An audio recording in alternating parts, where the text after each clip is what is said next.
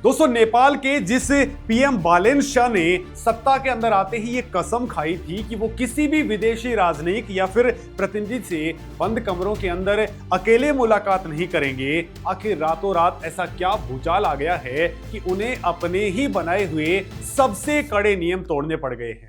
आखिर ऐसा क्या हुआ है कि नेपाल के पीएम को भारतीय सेना प्रमुख के सामने बैठना पड़ गया है। नेपाल की सड़कों के ऊपर आज जो बगावत की आग भड़क उठी है वो किसी आम राजनीतिक दल का प्रदर्शन नहीं है। ये बगावत उन पूर्व खूंखार गोरखा सैनिकों और नेपाल के उन उबलते हुए युवाओं की है जो अपनी ही सरकार की आंखों के अंदर आंखें डाल करके खुली चुनौती दे रहे हैं। वो सरेआम कह रहे हैं कि अरब देशों की तपती रेत के अंदर गुलामी करने से लाख गुना बेहतर है भारतीय सेना का अग्निवीर बनकर के देश और सम्मान के लिए जीना। क्या 200 साल पुरानी अजय गोरखा रेजिमेंट का गौरवशाली इतिहास हमेशा के लिए मिटने वाला है, या फिर अग्निपथ योजना की आड़ में दिल्ली और काठमांडू के बीच में कोई बहुत बड़ा जियोपॉलिटिकल गेम खेला जा रहा है। 1947 के उस ऐतिहासिक त्रिपक्षीय समझौते के पन्नों के अंदर आखिर ऐसा क्या लिखा है जिसे ढाल बनाकर के नेपाल सरकार ने भारतीय सेना की सबसे घातक रेजिमेंट की लाइन ही कट कर दी है। 4 साल की नौकरी या हमेशा के लिए छुट्टी, आज नेपाल के लाखों युवाओं का भविष्य दांव के ऊपर लगा है। लेकिन बंद दरवाजों के पीछे भारतीय सेना प्रमुख और नेपाली पीएम के बीच में असल डील क्या साइन हो रही है? अपनी ही सरकार से नेपाल के युवाओं की ये कैसी दुश्मनी है कि वो बालेन शाह के फैसले को दरकिनार करके हर हाल के अंदर भारतीय सेना की वर्दी पहनने के लिए तड़प रहे हैं? क्या भारतीय सेना प्रमुख की ये यात्रा सिर्फ एक शिष्टाचार भेंट थी, या फिर नेपाल की राजनीति को अंदर तक हिला करके रख देने वाला भारत का एक ऐसा मास्टर स्ट्रोक जिसने नेपाल के भीतर चल रहे एंटी इंडिया नैरेटिव की हवा निकाल दी? नमस्कार दोस्तों, मेरा नाम है मुकेश और दोस्तों आज हम डिकोड करेंगे भारत और नेपाल के उस गोरखा रेजिमेंट वाले बिल्कुल सीक्रेट को, जिसको लेकर के भारत के सेना प्रमुख और नेपाल के पीएम के बीच में तगड़ा डिस्कशन हुआ। दोस्तों, नेपाल के खूबसूरत शहर पोखरा की सड़कों के ऊपर हाल ही के अंदर जो नजारा दिखा उसने काठमांडू के अंदर सत्ताधीशों की नींदें उड़ा दी है। ये कोई आम राजनीतिक रैली नहीं थी, ये उन गोरखा सैनिकों और युवाओं का हल्ला बोल था जिनकी रगों के अंदर युद्ध का कौशल दौड़ता है। इनकी मांग बहुत सीधी, स्पष्ट और धारदार है। ये युवा और पूर्व सैनिक अपनी सरकार से कह रहे हैं कि हमें भारतीय सेना के अंदर अग्निवीर के तौर पर भर्ती होने की इजाजत दी जाए। गल्फ देशों के अंदर जाकर के वहां के अमानवीय हालातों के अंदर मजदूर की तरह काम करने और अनिश्चित भविष्य के साथ में जीने से कहीं बेहतर है कि हम भारतीय सेना का हिस्सा बन जाएं। दोस्तों, उनका ये कड़क संदेश काठमांडू के सामने मौजूद उस गहरी दुविधा को नंगा कर देता है जिसमें वहां का राजनीतिक नेतृत्व फंसा हुआ है। नेपाल का राजनीतिक नेतृत्व जो अक्सर वामपंथी और चाइना के प्रभाव में जाकर के भारत विरोधी सुर अलापता है, वो गोरखा सैन्य सेवा की शर्तों के अंदर हुए बदलाव को एक विवाद का मुद्दा बना रहा है। लेकिन दोस्तों, दूसरी तरफ नेपाल का आम युवा और पूर्व सैनिकों का एक बहुत बड़ा वर्ग इसे नेपाल के युवाओं के लिए रोजगार, सम्मान और सुरक्षा का एक बेहतरीन और इकलौता बड़ा मौका मानता है। अब दोस्तों, जरा उन कमरों के अंदर चलते हैं जहां से ये पूरा का पूरा कूटनीतिक खेल खेला जा रहा है। भारत के थल सेना प्रमुख जनरल धीरज सेठ अपने नेपाल दौरे पर गए। वहां उन्होंने नेपाली राष्ट्रपति से मुलाकात की और उसके बाद में पीएम बालेन शाह से औपचारिक मुलाकात की। दोस्तों, आपको बता दूं कि नेपाल के मौजूदा राजनीतिक ढांचे के अंदर पीएम बालेन शाह के पास ही रक्षा मंत्रालय का प्रभार भी है। ये मुलाकात कोई आम मुलाकात नहीं थी। पीएम बालेन शाह ने 27 मार्च को पदभार संभालने के बाद से विदेशी राजनयिकों और गणमान्य लोगों से आमने सामने की एकांत बैठकें टालने का एक सख्त नियम बना लिया था।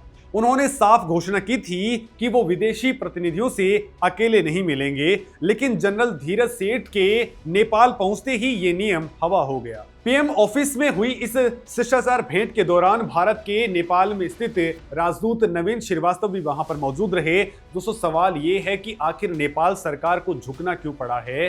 क्योंकि भारत का दबाव और नेपाल के भीतर गोरखा युवाओं का आक्रोश एक ऐसा चक्रव्यूह बन चुका है जिसे तोड़ना अब बालेन शाह सरकार के बस की बात नहीं है। दोस्तों इस मुलाकात के अंदर असल में बात क्या हुई है, इसका कोई आधिकारिक ब्यौरा पीएम कार्यालय ने जारी नहीं किया है।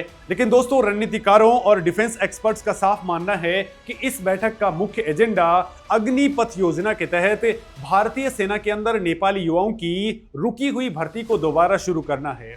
दोस्तों आपको बता दूं कि भारतीय सेना में नेपाली युवाओं की भर्ती साल 2019 से रुकी हुई है।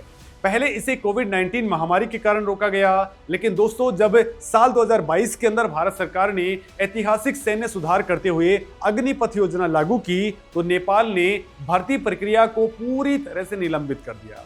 बालेन शाह सरकार ने इसके पीछे तर्क दिया कि ये नई स्कीम भारत, नेपाल और ब्रिटेन के बीच हुए 1947 के त्रिपक्षीय समझौते के नियमों के खिलाफ है। नेपाल ने इस मुद्दे को अपनी राष्ट्रीय संप्रभुता और पुराने समझौतों का आवरण पहनाने की कोशिश की, लेकिन दोस्तों हकीकत कुछ और ही है। दोस्तों इस हकीकत को समझने के लिए हमें 200 साल पीछे जाना पड़ेगा। गोरखाओं और भारतीय सेना के बीच का रिश्ता कोई आज का नहीं है, बल्कि 200 साल से भी ज्यादा पुराना है। 1814 से 16 के एंग्लो नेपाली युद्ध के दौरान ब्रिटिश सेना ने गोरखा सैनिकों की अदम्य वीरता, खुखरी चलाने की उनकी कला और मौत से ना डरने वाले जज्बे को देखा है। उस युद्ध के बाद से ही ब्रिटिश सेना ने गोरखा सैनिकों की भर्तियां स्टार्ट कर दी। अपनी बहादुरी और युद्ध के मैदान के अंदर अपने दुश्मनों के छक्के छुड़ा देने वाले प्रदर्शन के कारण गोरखा सैनिक बहुत जल्द ब्रिटिश भारतीय सेना का एक सबसे अहम और खूंखार हिस्सा बन गए। भारत की आजादी के बाद से जब सेना का बंटवारा हुआ, तब भी भारतीय सेना के अंदर नेपाली युवाओं की भर्ती जारी रही। 1947 के अंदर भारत, नेपाल और ब्रिटेन के बीच में एक ऐतिहासिक त्रिपक्षीय समझौता हुआ। इस समझौते ने स्वतंत्र भारतीय सेना और ब्रिटिश सेना के अंदर नेपाली गोरखाओं की भर्ती जारी रखने का कानूनी और कूटनीतिक आधार तैयार किया। दोस्तों उस वक्त 6 गोरखा रेजिमेंट आजाद भारत की सेना को सौंपी गई और बाद में भारतीय सेना ने एक और रेजिमेंट बनाई। दोस्तों आज भी 11 गोरखा राइफल्स लेकर के दूसरी गोरखा बटालियंस भारतीय सेना की शौर्य परंपरा का एक बेहद अहम और अटूट हिस्सा हैं। तो फिर नेपाल को दिक्कत क्या है? दोस्तों नेपाल की सरकार और वहां के राजनेताओं का तर्क है कि अग्निपथ योजना गोरखाओं की भर्ती के पारंपरिक मॉडल से बिल्कुल अलग है। 1947 के पुराने सिस्टम के अंदर सैनिक इतनी लंबी अवधि तक सेवा करते थे कि वो रिटायरमेंट के बाद जीवन भर पेंशन पाने के हकदार हो जाते थे। त्रिपक्षीय समझौते के अंदर भी भारतीय और ब्रिटिश सेना के अंदर सेवा करने वाले गोरखाओं के लिए सेवा की लगभग एक जैसी शर्तों की व्यवस्था की गई। लेकिन दोस्तों साल 2022 के अंदर लागू है अग्निवीर मॉडल का सीधा सा मतलब है कि भर्ती होने वाले 100% सैनिकों के अंदर अधिकतम 25% सैनिकों को ही परमानेंट कमीशन मिलेगा और बाकी के 75% सैनिक 4 साल की सेवा के बाद से भारी भरकम सेवानिधि पैकेज के साथ में रिटायर हो जाएंगे। दोस्तों नेपाल का तर्क है कि 4 साल बाद उनके युवा बेरोजगार हो जाएंगे और उन्हें पुरानी व्यवस्था की तरह आजीवन पेंशन नहीं मिलेगी। नेपाल का राजनीतिक वर्ग ये दलील दे रहा है कि इतने बड़े बदलाव को गोरखा भर्ती के ऐतिहासिक ढांचे और 1947 के समझौते से अलग करके नहीं रखा जा सकता है। लेकिन दोस्तों यहीं पर भारत का रुख एकदम स्पष्ट, मजबूत और नेशनल इंटरेस्ट से प्रेरित है। मोदी सरकार और भारतीय रक्षा प्रतिष्ठान का विजन एकदम क्लियर है। अग्निपथ योजना भारत की सेना को युवा, हाईटेक और आधुनिक युद्ध के लिए तैयार करने का एक दूरदर्शी कदम है। भारत अपनी सेना के आधुनिकीकरण और औसत उम्र को कम करने के लिए प्रतिबद्ध है। भारत का साफ तर्क है कि अग्निपथ अब भारतीय सेना के अंदर भर्ती का इकलौता और मानक तरीका है। जब भारत के अपने युवाओं के लिए 4 साल की सेवा और 25% रिटेंशन का नियम लागू है, तो नेपाल के युवाओं के लिए भी कोई अलग या विशेष नियम कैसे बनाया जा सकता है? भारतीय सेना के अंदर एकरूपता और समानता होनी चाहिए। भारत ने कूटनीतिक तौर पर काठमांडू को यह साफ संदेश दे दिया कि अग्निपथ योजना भारत का आंतरिक और राष्ट्रीय सुरक्षा से जुड़ा हुआ संप्रभु फैसला है। नेपाली नागरिकों को भी इस नई व्यवस्था के तहत शामिल होने का पूरा मौका मिलना चाहिए, लेकिन नियम वही रहेंगे जो भारतीय युवाओं के लिए हैं।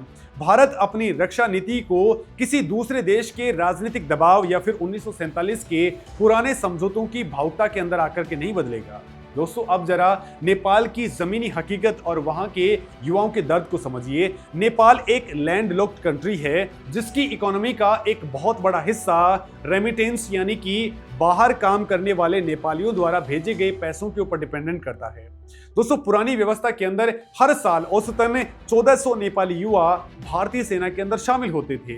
ये सिर्फ एक नौकरी नहीं थी, ये उन 1400 परिवारों के लिए आर्थिक स्थिरता, समाज के अंदर सम्मान और पीढ़ियों से चली आ रही एक गौरवशाली परंपरा का हिस्सा था। दोस्तों, आज जब भर्ती रुकी हुई है तो नेपाल का युवा क्या कर रहा है?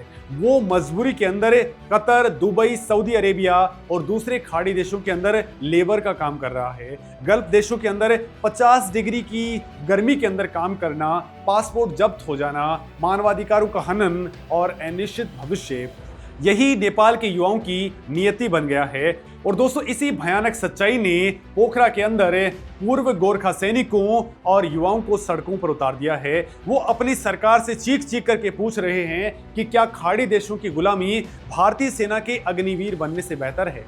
भारतीय सेना के अंदर 4 साल की सेवा भी एक नेपाली युवा को वर्ल्ड क्लास मिलिट्री ट्रेनिंग, कड़ा अनुशासन, एक मुफ्त सेवा निधि पैकेज और भविष्य के अंदर किसी भी सुरक्षा एजेंसी के अंदर काम करने की शानदार योग्यता देता है। पूर्व सैनिकों का साफ कहना है कि बालेन शाह सरकार झूठे राजनीतिक ईगो के चक्कर के अंदर नेपाल की पूरी एक युवा पीढ़ी का भविष्य बर्बाद कर रही है। नेपाल सरकार इस वक्त एक भयानक दो तरफा दबाव के अंदर फंसी हुई है। एक तरफ भारत जैसी उभरती हुई ग्लोबल पावर है जो अपने सैन्य और विदेश नीति के अंदर किसी भी तरह का समझौता करने के मूड में नहीं है। दूसरी तरफ नेपाल के भीतर उनके अपने युवा और पूर्व सैनिक हैं जो सरकार की ईंट से ईंट बजाने को तैयार हैं। अगर बालेन शाह सरकार अग्निपथ को मान लेती है तो उनके विरोधी वामपंथी दल इसे भारत के सामने घुटने टेकना बता करके राजनीतिक हंगामा खड़ा करेंगे। और अगर वो इसे नहीं मानते हैं तो नेपाल के युवा खाड़ी देशों की भट्टी के अंदर झोंके जाएंगे और वहां की इकोनॉमी को एक तगड़ा झटका लगेगा। दोस्तों, यहाँ एक और बड़ा सवाल उठता है, क्या गोरखाओं की भर्ती रुकने से भारतीय सेना की ताकत या फिर ऑपरेशनल तैयारी के ऊपर कोई असर पड़ा है? तो इसका जवाब है बिल्कुल नहीं। पूर्व सेना प्रमुख जनरल उपेंद्र द्विवेदी ने जनवरी 2025 के अंदर बहुत ही क्लियर वर्ड्स के अंदर कहा था कि नए नेपाली गोरखा रंगरूटों की अनुपस्थिति से गोरखा बटालियंस की ऑपरेशनल तैयारी के ऊपर कोई नकारात्मक प्रभाव नहीं पड़ा है। भारतीय सेना दुनिया की सबसे बड़ी और सबसे पेशेवर सेनाओं के अंदर एक है। भारत के पास में वीर जवानों की कोई कमी नहीं है। भारत के अपने गोरखा समुदाय और दूसरे जाबाज युवाओं ने सेना की जरूरतें पूरी करना स्टार्ट कर दिया। यानी कि दोस्तों, कूटनीतिक और रणनीतिक तौर पर भारत के पास में खोने के लिए कुछ भी नहीं है।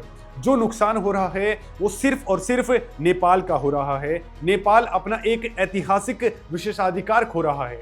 जनरल धीरज सेठ की इस नेपाल यात्रा का एक और अहम पहलू भी है। दोस्तों, नेपाल के राष्ट्रपति रामचंद्र पौडेल ने जनरल सेठ को नेपाली सेना के मानद जनरल की उपाधि से सम्मानित किया। ये 1950 से चली आ रही एक अनूठी और दशकों पुरानी परंपरा है जहां दोनों देश एक दूसरे के सेना प्रमुखों को अपनी सेना के जनरल का मानद पद प्रदान करते हैं। दोस्तों, इस सम्मान समारोह के अंदर नेपाल के उपराष्ट्रपति, विदेश मंत्री, प्रमुख सचिव, नेपाली सेना के प्रमुख जनरल अशोक राज सिग्देल और भारत के राजदूत भी वहां पर मौजूद थे। दोस्तों, ये परंपरा दिखाती है कि भारत और नेपाल के सैन्य रिश्ते कितने गहरे और अटूट हैं। राजनीतिक दल आते जाते रहते हैं, सरकारें बदलती रहती हैं, लेकिन दोनों देशों की सेनाओं के बीच का जो खून का रिश्ता है उसे कोई भी राजनीतिक एजेंडा आसानी से नहीं तोड़ सकता है। चाइना का एंगल भी इस पूरे गेम के अंदर बहुत क्रिटिकल है।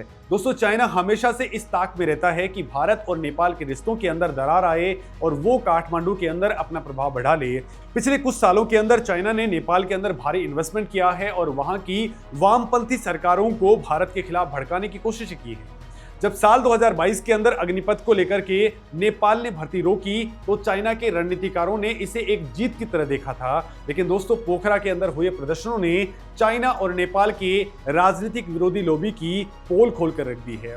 नेपाल की जनता और वहां के पूर्व सैनिक अच्छे तरीके से जानते हैं कि चाइना उन्हें कभी भी वो सम्मान और रोजगार या फिर वो अधिकार नहीं दे सकता है जो भारत दे सकता है। चाइना सिर्फ कर्ज के जाल में फंसाता है जबकि भारत गले लगाता है। भारत की मोदी सरकार ने अपनी फॉरेन और डिफेंस पॉलिसी के अंदर स्ट्रेटेजिक ऑटोनॉमी को सर्वोपरि रखा है। अब दोस्तों नई दिल्ली का स्टैंड एकदम साफ है। अगर नेपाल को 1947 के त्रिपक्षीय समझौते से बाहर निकलना है तो ये उनका संप्रभु फैसला है, लेकिन भारतीय सेना के दरवाजे सिर्फ अग्निपथ के नियमों के तहत ही खुलेंगे। पोखरा से उठी ये आवाज अब सिर्फ रोजगार की गुहार नहीं है, ये नेपाल के सत्ताधीशों के लिए एक वेकअप कॉल है। अब दोस्तों आप इस पूरे मामले पर क्या कुछ कहते हैं, कमेंट में अपनी बात जरूर कहें। नमस्कार।